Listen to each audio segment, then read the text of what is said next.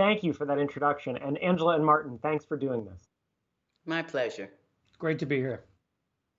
Let's start by trying to diagnose the problem just really briefly. And obviously, it's a big, broad problem. But when I look at what's been happening in this country for the last 30, 40, close to 50 years now, there are so many metrics that are worrisome. So, as is well known, incomes and wealth for the majority of the population have grown slowly.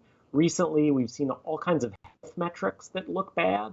Whether it's obesity or diabetes or even life expectancy. We've had years where the average amount of time that Americans living has actually fallen, which is a fairly shocking metric for an advanced country. And so when you look across all of these worrisome measures, including the way that people in this country feel about the country, Angela, I'm interested, what do you think are the fundamental causes that are driving these worrisome developments?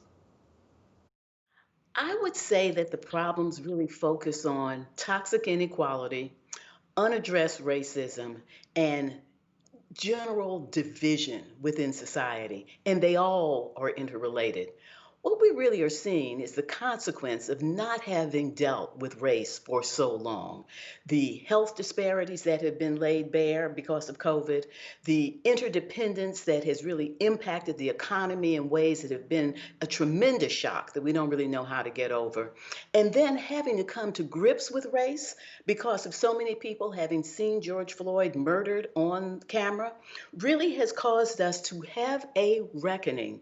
And if something positive comes out of the horrors of this year, it is going to be actually moving forward around issues of race, and a byproduct of that is going to be having an impact on health, the economy, and civil society. Martin, how do you think about this? What we're seeing over the course of 2020, and Angela's so right, it's unfortunate. It's taken a global pandemic and a reckoning on racial equity to bring us here, but we are here at this moment where most people now say, time out, this isn't working for me. I want a reset. And what I really need, we're in a post-World War II sort of situation where we need a massive economic rebuild. And you cannot do that unless the economy is fully inclusive. You can't do that if you've only a few people are going to benefit from that. And, we trace back all the data on inequality. We've seen all the Adjust Capital, all the corporations that we are tracking in terms of their performance on paying a living wage, building an inclusive, diverse workforce, investing in communities that need that support and need good jobs. We're seeing a sort of a willingness now, I think, an openness to change today that we haven't seen before. And so, Angela's right. It's sort of like you're at this moment where we're beginning to sort of see through the mist a path forward that unfortunately the events of this year has been required to bring us here, but you can see a way forward where more people feel like they have more of a stake and there's a willingness to change. Can you actually foresee a way in which the corporate sector plays a bigger, better role in terms of paying a living wage, in terms of addressing racial inequities, in terms of climate change? And if you can, how does that happen? Are corporations really going to change their behavior, or is the only solution here government action? I like the way that you pose the question because you kind of cut through all my rhetoric around how to answer it. I just can't put a gloss on it when you put it that way, because I can talk about why it's essential, but you're asking, is it plausible? And I sure hope so. I sure hope so. And part of me believes that it is for this reason. It has become so essential.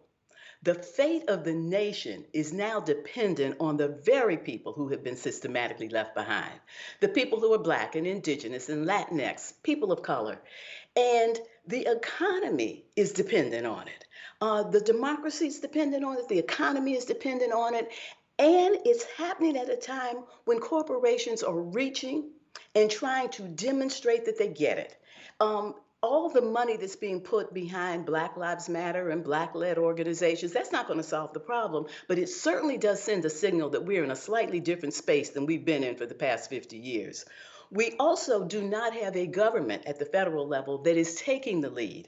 And so if corporations thought that this could be like the civil rights movement when the federal government stepped up in response to demands and started moving civil rights legislation and people said, oh, that'll just fix it. It is clear that we can't count on the federal government right now. So corporations have to take the lead. They have outsized influence.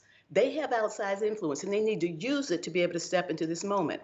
I am not going to say that it's clear that it's going to happen, but I've never seen it more essential. I've never seen it more front and center. I've never seen so much dialogue about it, and I've never seen so many roadmaps for how to do it. I suspect that we're going to see some courageous ones step up and start to show what it looks like to be leading on racial equity and full inclusion. And that's going to start if public demand stays there, and if we can get government beginning to create the supports that are needed, I think it can happen. I can't swear to it, but I think it can. It's interesting. I mean, in so many ways, American history, it's so hard to be optimistic about racial equity, right? Given our terrible history on this subject. And yet, on this subject, and Martin, I'll be interested to hear what you think about this in terms of the role of corporations. In some ways, I'm actually a little bit more optimistic about the role they may play with racial equity than I am about the role they're going to play on things like climate change. You know, what this comes down to when we look at what the role of businesses can be on racial equity, when we look at why companies should pay a fair and living wage, it must come down to the strong business case. You mentioned the long term. We've seen companies that looked after their workers over the last 6 months in the teeth of this pandemic have outperformed top quintile in our universe of 300 largest companies, outperformed the worst companies by about 20%. We've seen an annualized outperformance of about 100 basis points of the most just companies versus the least. These are companies that pay a living wage, have more women on their board, do better on investing in community. So the business case to me is strong, powerful, and getting more powerful year on year as these issues become more relevant to business competitiveness today. Just focus on living wage for a second. We oversampled this year Black Americans when we asked, what should companies do on racial equity? Number one issue was actually the number one issue across the general population, which was companies need to pay a fair and living wage. There are millions of Americans working for big corporations today that still rely, shamefully, on government support and assistance just to put food on the table. Now, you're not telling me that, we want a marketplace where the taxpayer is essentially subsidizing shareholders. We're subsidizing our own inequality. So that's just madness. We need to get companies to recognize this is in my best interest as a board member and as a CEO of a company to lift wages. And the reason I do that is because I think over the long term, it's going to protect my franchise. I'm going to have a more engaged workforce that's going to be more productive. They're going to spend more in the communities where they live and work.